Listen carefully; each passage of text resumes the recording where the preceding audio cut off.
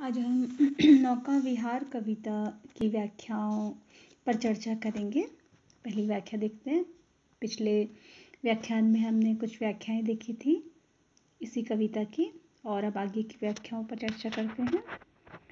नौका से उठती जल हिलोर, हिल पड़ते नभ की ओर छोर। विस्फारित नयनों से निश्चल, कुछ खोज रहे चल दारक तारक दल। ज्योतीत कर नभ का अंतस्थल, जिनके लघु दीपों को चंचल अंचल की ओट किए अविरल। फिरती लहरें लुक छिप पल पल, सामने शुक्र की छवि झलमल। तैरती परी सी जल में कल, रूप हरे कचों में हो ओझल। लहरों के घूंघट से झुक झुक, दशमी का शशि निज तिर्यक मुख। दिखलाता मुग्धा सा रुक रुक।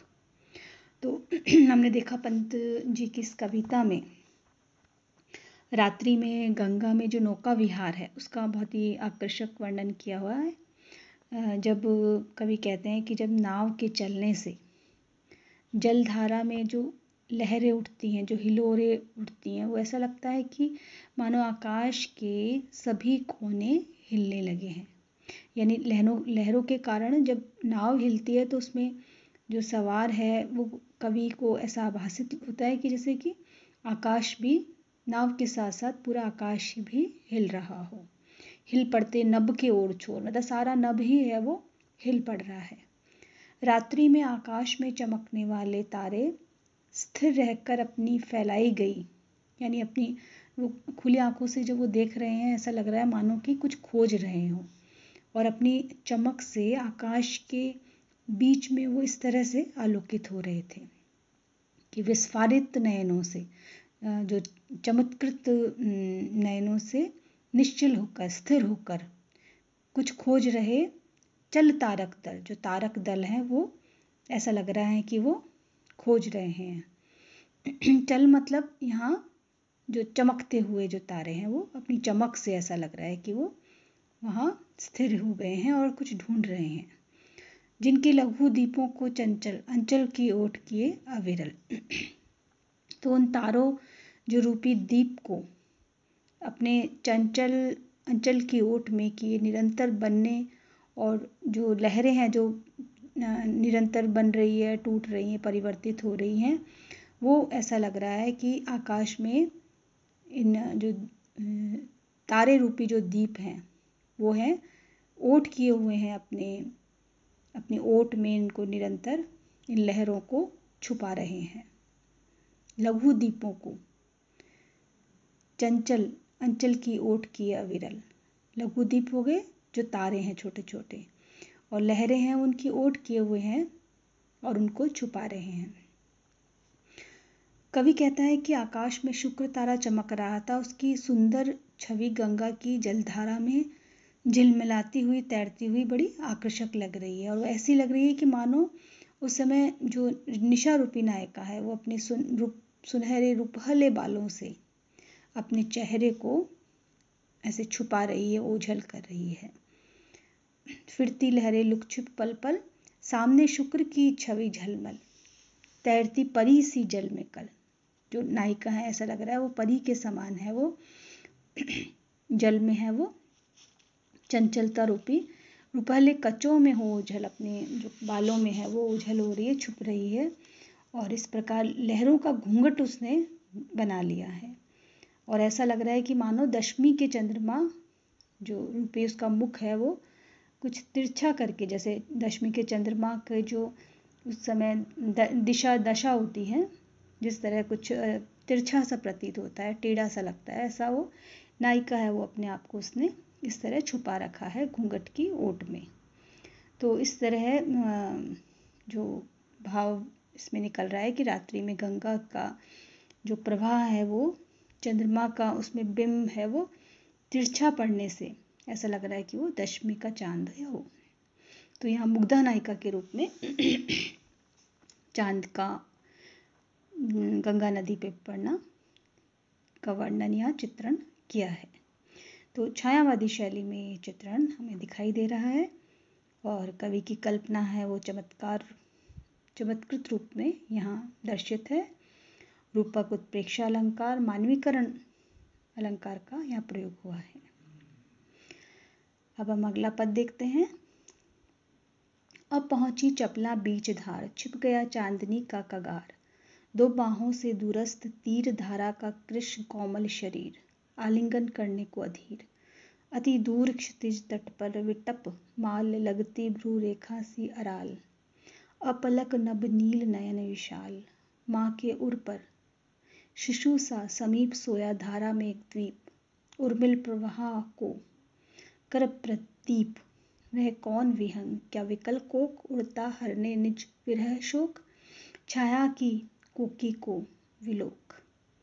तो इसी कविता में आगे कवि कह रहे हैं कि जो छोटी सी चंचल नाव गंगा नदी की धारा में जो चल रही है, तो चांदनी की चमक से जो उभरा हुआ किनारा है वो अदृश्य सा लग रहा है और गंगा की धारा कुछ पतली और कोमल आकृति की लग रही है।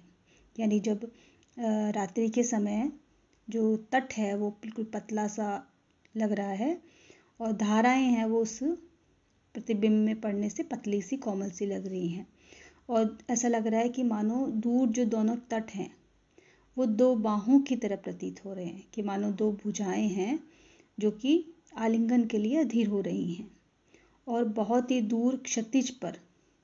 तो यहाँ पहले तो ये आ गया है कि जो दो बाहें हैं वो दो किनारे हैं, दोनों जो तट हैं वो प्रतीत हो रहे हैं आलिंगन को, और अति दूर क्षितिज तट पर, तो क्षितिज पर जो पेड़ों की कतारें हैं वो धरती पर टेढ़ी मेढ़ी लकीर की तरह लग रही हैं, कि मानो किनारे पर कोई टेढ़ी मेढ़ी लकीर हो। और रात्रि के समय जो नीला आकाश है वो एक टक ऐसा लग रहा है अपने विशाल नेत्रों से सिर्फ देख रहा है और उस टेढ़ी मेढ़ी लकीर को नीला आकाश है वो एक टक देख रहा है। अपलक नभ नील नयन विशाल, विशाल नयनों से वो बस अपलक रूप से वो उस भ्रू रेखा को जो धरती पर रेखा है उसको देख रहा है। और ऐसा लग रहा है कि जिस प्रकार माँ के समीप उसका अबोध बालक शांत सोया रहता है, उसी प्रकार गंगा नदी की धारा के मध्य भाग में एक छोटा सा द्वीप है जो निश्चल सा वहाँ दिखाई दे रहा है और वह नदी की तरंगों वाली जो धाराओं को अवरुद्ध कर विपरीत दिशा में प्रवाहित कर रहा है। द्वीप से जब टकराकर लहरें टकराती हैं तो वो वापस विपरीत दिशा में चली जाती हैं। यानी कि जो गंगा की धारा है, प्रवाह के मध्य जो द्वीप है वो गंगा के प्रवाह को रोक रहा है और इसी कारण से वो प्रवाह है वो विपरीत दिशा में जा रहा है। तो गंगा नदी के जो तट पर, जो तट के समीप जो भूभाग है वो रात्रि के समय ऐसा लग रहा है, अगली उपमा दे रहे हैं कि जैसे कि कोई पक्षी जो अपनी विरह व्यथा को हरने के लिए वहाँ निरंतर उड़ रहा है। जो भूभाग ऐसा लग रहा है जो तट के किनारे है, कि मान लो कोई जैसा ऐसा लग रहा है मानो कोई पक्षी है जो अपनी विरह अवस्था को कम करने के लिए, हरने के लिए, इसको ख़त्म करने के लिए, समाप्त करने के लिए उड़ रहा है। तो कवि स्वयं उत्तर देता है, वह कौन विहग, कि कौन वह चकवा पक्षी था जो कि अपनी प्रियतमा चकवी से बिछड़ जाने से व्याकुल हो रहा था और अंधेरे में चकवी की काली छाया को देखने से भ्रमित होकर निरंतर इधर उधर उड़ रहा था। कि वह कौन भी है, कौन था वो पक्षी, तो खुद ही कह रहे हैं क्या वह विकल कोक, वो विकल व्याकुल चकवा है, उड़ता हरने निज विरह शोक, छाया की कोकी को विलोक, जो उसे प्रतीत हो रहा है उस चकवे को कि ये उसकी चकवी है, ऐसा भ्रम हो रहा है उसको कि जो काली छाया पड़ रही है वो चकवी की है और इसीलिए उससे मिलन के लिए वो व्याकुल होकर इधर से उधर उड़ रहा है। तो यहाँ जो शिशु सा समीप सोया धारा में द्वीप में उपमा अलंकार का प्रयोग हुआ है, प्रश्न उत्तर शैली में हुआ है और चकवा पक्षी नदी तट इनके माध्यम से दृश्य बिंब प्रस्तुत किया है, मानवीकरण अलंकार का प्रयोग हुआ है। अब हम अगला पद देखते हैं। पतवार घुमा अब प्रतनु भार, नौका घूमी विपरीत धार। डांडों के चल करतल प्रसार, भर भर मुक्ता फल फेन स्वार। बिखराती जल में तार हार, चांदी के सांपों सी रलमल। नाचती रश्मियाँ जल में, रेखाओं सी खिंच तरल सरल। लहरों की लतिकाओं में खिल, सौ सौ राशि, सौ सौ उड़ झिलमिल। फैले फूल जल में फैनिल, अब उथला सरिता का प्रवाह। लग्गी से ले ले सहज था, हम बढ़े घाट को सहो उत्साह। तो इस पद में कवि कहते हैं कि जब नाव का भार कम था, यानी नाव बहुत हल्की थी, तो पतवार घुमाते हुए नदी के विपरीत धारा की ओर मुड़ी।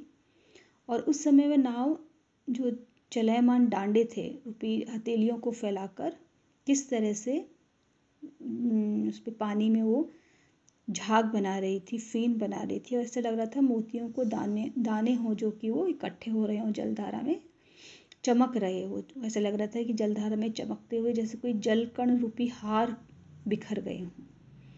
तो जो रात्रि में जो जलराशि में तरंगे उठती हैं और उन पर जो चंद्रमा की किरणें की चमक गिरती हैं, तो ऐसा लगता है कि मानो जो शुभ्र तरंग है, पवित्र तरंगे हैं रूपी, ऐसा लग रहा है चांदी के सांपों जैसी लग रही हैं।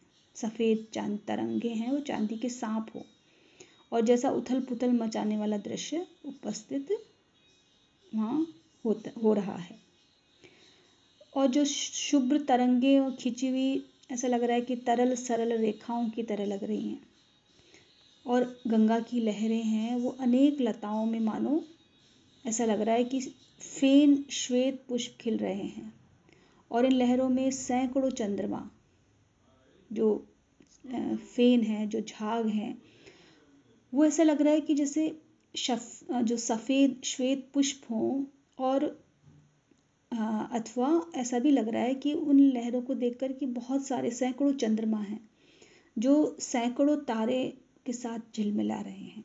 यानी वो पुष्प भी लग रहे हैं, वो चंद्रमा भी लग रहे हैं, वो तारे भी लग रहे हैं। तो कवि कहता है कि जब नाव आगे बढ़ी तो नदी का प्रवाह कुछ कम गहरा हुआ, उथला हुआ। और तब जो उसकी नाव चलाने के जो पतवार है, डंडे हैं, उसकी सहायता से तट की ओर जाने का प्रयास करने लगे। और इस तरह से जो उनका उत्साह था वो घाट की ओर धीरे धीरे बढ़ने लगा, नाव नदी तट पर आने लगी। तो यहाँ डांडों को हथेली और जो फेन राशि को मुक्ता फल बताकर, जो अपने आप में एक अद्भुत कल्पना, कहीं एक अलग सी पृथक सी कल्पना यहाँ कवि ने की है, वही रूपक अनुप्रास और मानवीकरण अलंकार का प्रयोग हुआ है। इस कविता का जो अंतिम पद है वो हम पढ़ते हैं।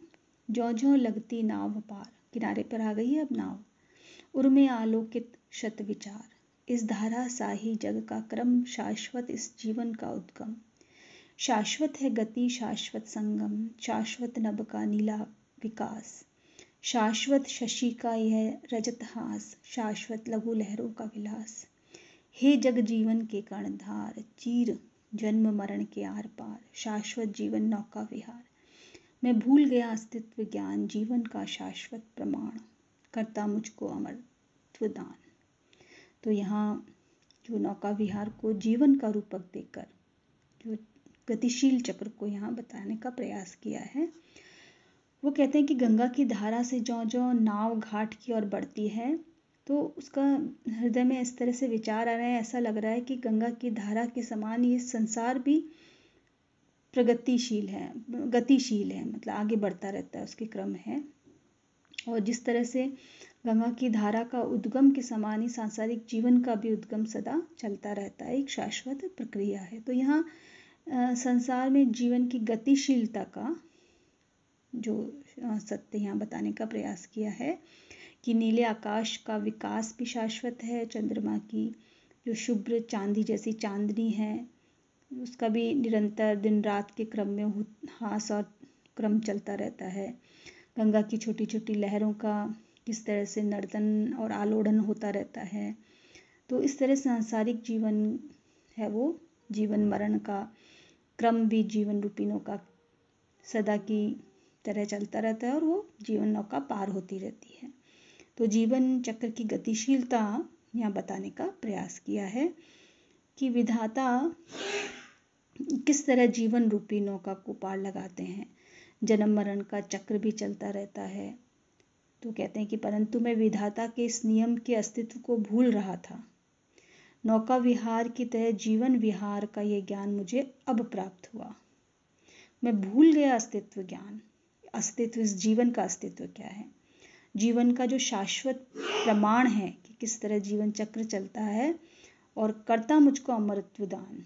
क्यों कह रहे हैं कि जीवन विहार का ज्ञान मुझे अब प्राप्त हुआ है कि ये ज्ञान किस तरह से मुझे अमरत्व प्रदान कर रहा है कि मुझे इस जीवन की सार्थकता और इस जीवन चक्र की सार्थकता है वो अब समझ में आई है। तो इस तरह से ये कविता हमारी नौका विहार कविता जो है उसकी व्याख्या पूर्ण हुई।